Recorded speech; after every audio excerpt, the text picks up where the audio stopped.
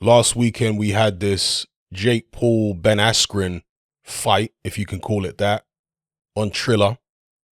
Triller have put on a number of events like this, which are kind of, I guess you could say, circus type events. They have certainly a carnival atmosphere. The commentary is very different to normal boxing commentary where they're swearing. They've got Snoop Dogg on board. And it's all very crass. I guess that's the best way to describe it. Bombastic. Personally, I actually like it. I think that there is room in the sport of boxing for a more WWE style of production, which is what Triller offer. And I think there's also room for people like Jake Paul, people who don't come from a traditional boxing background. In fact, he was a successful YouTuber before he ever laced up a pair of gloves. He decided to give it a go. He decided to start fighting other YouTubers like his brother Logan Paul has done. And as I've said in previous videos, I think this is good for the sport of boxing because it draws attention. Now, a lot of boxing purists don't like it because they say it takes attention away from a lot of real boxers and it draws a lot of casual fans who don't know anything about boxing and can be very annoying when you try to interact with them. Well, there may be some negatives to events like Jake Paul versus Askren happening and the kind of production that Triller like to put on. But I think those negatives are outweighed by the positives. As I've said before, there are going to be many people who are fans of Jake Paul or KSI or Logan Paul, whoever, that decide based upon what they've seen their favorite YouTuber do, that they're going to go down to their local boxing gym and give it a go. You see, this is the upside of it. When people are settling their differences, that's essentially what Jake Paul tries to present his fights as. Him and somebody else have a beef, they settle their differences in a boxing ring. It helps boxing that this is the sport they choose to settle their differences rather than MMA. You see, if it was MMA having these kind of events, they'd be getting all that attention. UFC or whatever, not necessarily UFC, but MMA. So I think that the pros outweigh the cons. And as somebody who grew up as a kid in the 80s, really enjoying WWF as it was then, it later became WWE. And somebody who got into boxing because of Muhammad Ali, who was a very bombastic showman. This kind of thing does appeal to me to some extent. Okay, the trash talking, the over-the-top personalities, and so on. However, what I will say is Jake Paul, at this point in time, is just trolling. See, he and his brother, Logan Paul, as I understand it, I'm not somebody that has followed them for a number of years, so perhaps I'm wrong here. But as far as I understand it, they're basically internet trolls who have monetized their trolling.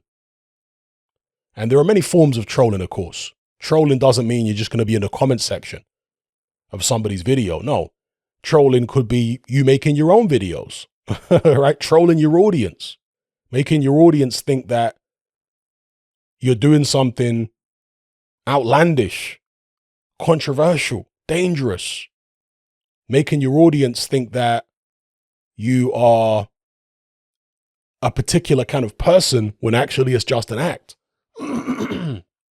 We are trying to trigger outrage. Back in the days when Howard Stern first came on the scene as a radio presenter, they coined this term shock jock. And these people like Jake Paul, Logan Paul, and so on are kind of an extension of that. They're kind of the next stage in the development, in the evolution of the shock jock, because they're just taking it to a different medium, right? So I think that, these guys, Jake Paul particularly, are just extending that shock jock, methodology, if you want to call it that, into the world of boxing, where taking on, what's the guy called? Anderson Gibb, taking on a Nate Robinson, taking on a Ben Askren. These fights were specifically designed to have a devastating knockout at the end. They were specifically designed for the audience to start either hating Jake Paul, because Jake Paul really plays the bad guy role, and some people are going to like him for it, some people are going to hate him for it. It's very divisive and deliberately so. And as I say, that to me is an extension of what he's been doing on his YouTube channel for years. I mean, you just look at some of the comments he comes out with in the run up to this particular fight. He was saying, the doctor said I've got early stage CTE. Boxing is really dangerous for me.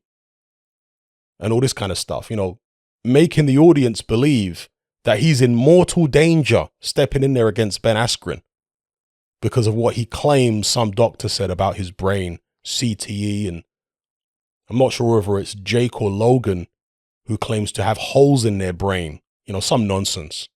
I mean, look, there's no way you can step in a boxing ring without getting a brain scan. If there was anything seriously wrong with your brain, big holes in your brain like Swiss cheese, you're not going to get past the medical. It's not going to happen. As far as CTE, it's much more difficult to diagnose, as far as I understand it. And the only way to diagnose it, again, as far as I'm aware, is if you literally took somebody's brain out their head and cut it in half and had a look inside. With the brain scans and all that kind of stuff, as far as I'm aware, it's very difficult to diagnose like that. It's more something people diagnose on symptoms. But it's very obvious. A guy like Jake Paul, who's only been boxing, a couple years?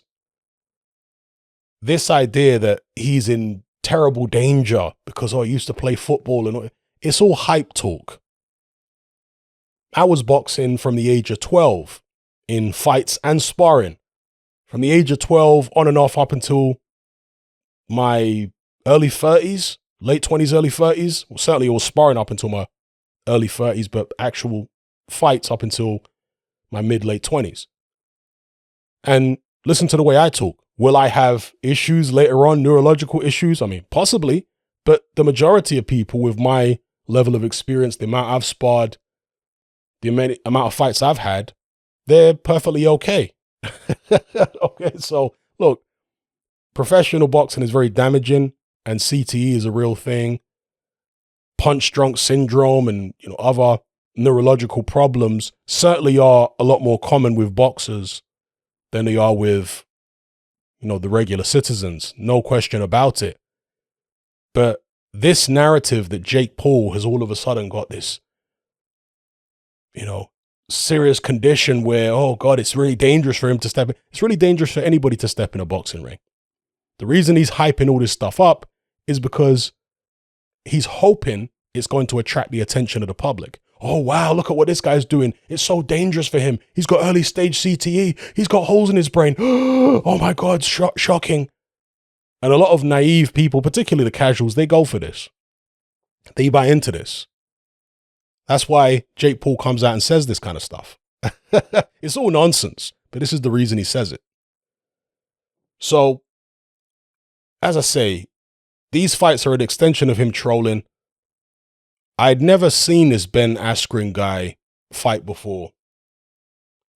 Somebody in my Discord server posted some video of him hitting the pads, and he looked appalling on the pads. They also told me that Ben Askren had recently had a hip replacement. I thought, wow, that's not good. So he's had a hip replacement. He looks horrendous on the pads. I mean, that's some of the worst boxing technique I've ever seen from a combat sports fighter. Terrible technique. And it was so bad that I actually asked people in my Discord server, is he trying to lull Jake Paul into a false sense of security by deliberately looking this bad? Or is he actually this bad? And then they responded to me with a video of Ben Askren's punching moments or boxing moments in UFC or in MMA, which was a series of short clips that showed him throwing punches at people in the octagon. And lo and behold, he wasn't trying to lull Jake Paul into a full sense of security. His hand game, right, his knuckle game really is that awful. And at that point, I realized that this fight, just like Jake Paul's 2 previous fights, was a complete farce. And of course, it turned out that way in the ring. It was all over very quickly. In fact, it was such a farce that people are accusing it of being a fixed fight, saying that Ben Askren took a dive. I mean, I don't see why Ben Askren would have to take a dive when he's got such little ability. I mean, the chasm between Jake Paul and Ben Askren in terms of boxing ability is like the Grand Canyon. Why would you need to fix a fight like that? Look, I'm not saying it's impossible.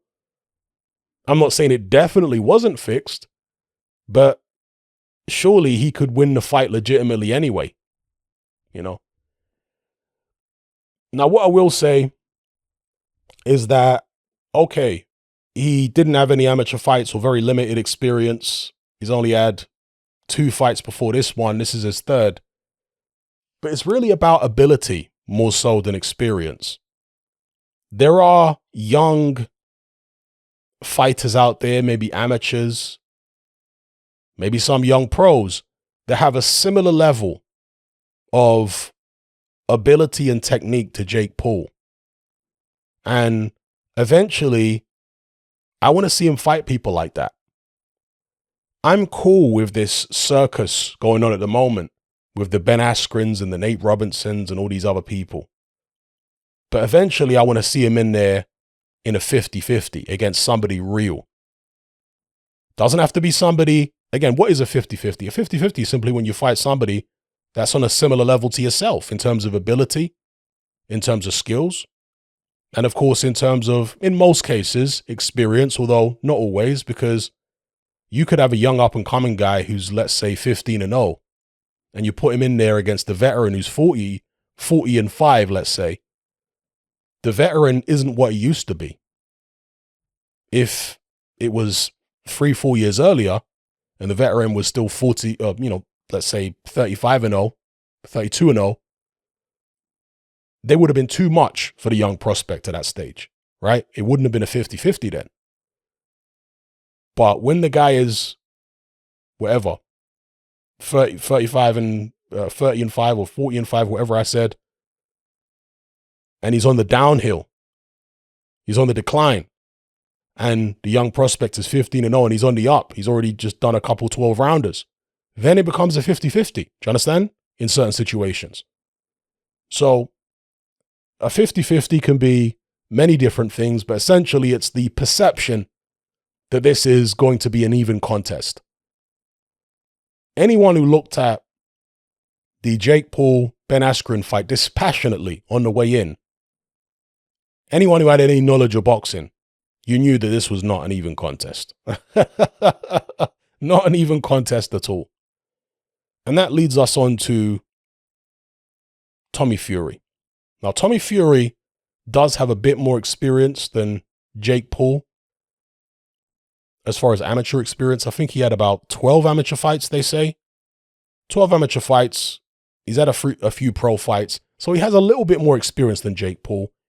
But the chasm is not particularly vast. This is not somebody who had a long, extensive amateur background, won multiple senior titles. No, Tommy Fury doesn't come with those credentials.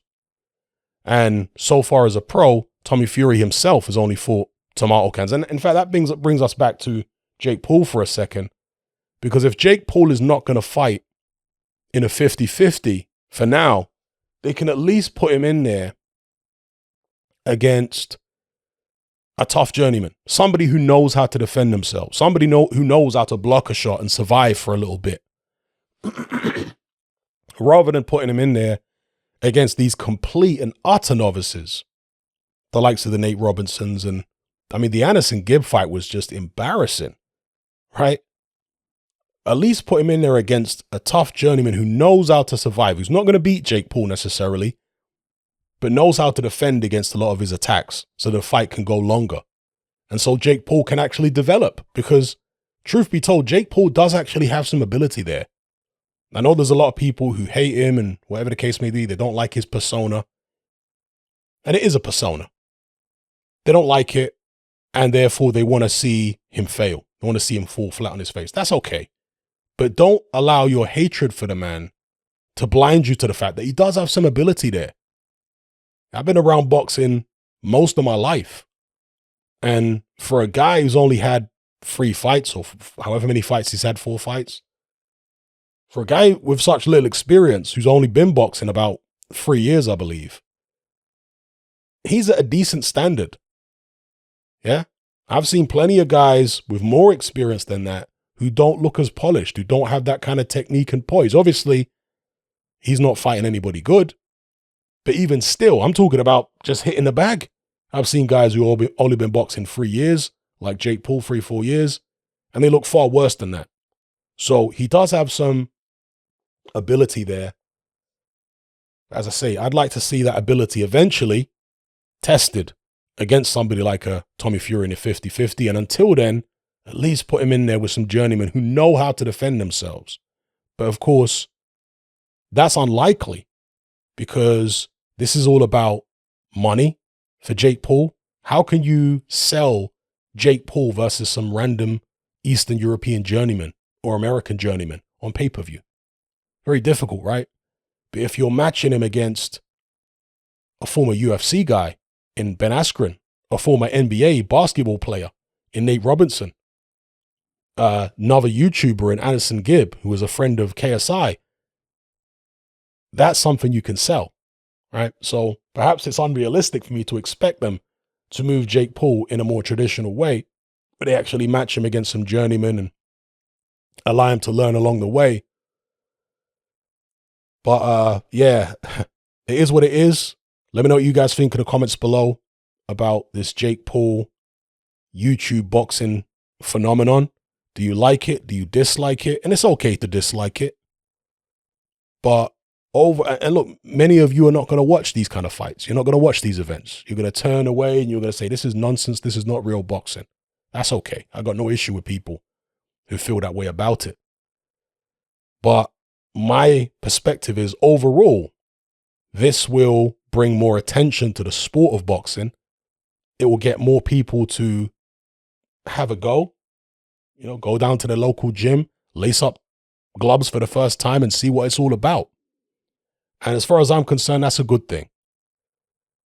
It's kind of like hip hop music back in the 90s, where there was a massive amount of variety in terms of subgenres, because you had, of course, player rap, as they called it back then, where they're all talking about Versace suits and Cristal and all that kind of stuff, flash cars. Then you had, I guess, street rap / gangster rap, where they're talking about a bunch of gangster stuff. Then you had conscious rap, where they're talking about conscious stuff. I mean, you had artists like J. Rue the Damager, Dead Prez, people like that. Public Enemy, of course, in the late 80s, early 90s. And they were extremely popular. So you had all these subgenres of hip hop music that were all mainstream as far as hip hop goes. It wasn't like there was one dominant genre or subgenre within hip hop, subcategory, however you want to call it. It was a bunch of different, very different in a lot of cases, types of hip hop music, but all had a big following and were all represented in the mainstream. So there was space for everybody. That's the point I'm making. And I think in the world of boxing, there's space for everybody too. It doesn't have to all be serious boxing. There can be some more light-hearted stuff. there can be some more farcical stuff. Yeah, that's my take on it. Give me your take in the comment section below. Come and join me on Patreon and access my weekly no-holds-barred, censorship-free podcast where we lift the lid on a wide range of controversial topics. It's not mainstream friendly, it's not politically correct, but that's the whole point. We dare to stand as a beacon of reason against an army of insanity. Just head on over to my Patreon page and select the tier called Hatman Hot Topics. You'll gain access to a minimum of 2 hours of exclusive content every single week, including podcasts, videos, interviews, live stream Q&A sessions, as well as my popular Confessions of a Nightclub Bouncer series. Not to mention a vast back catalog of hundreds of hours of previous episodes. You can listen via the Patreon app with the option to download in high quality MP3. We've also got a Discord server where you can come and chat and hang out with myself and other members. There's no contract, no commitment, and you can cancel at any time. So come and join our community of free and critical thinkers by signing up with me here on Patreon today.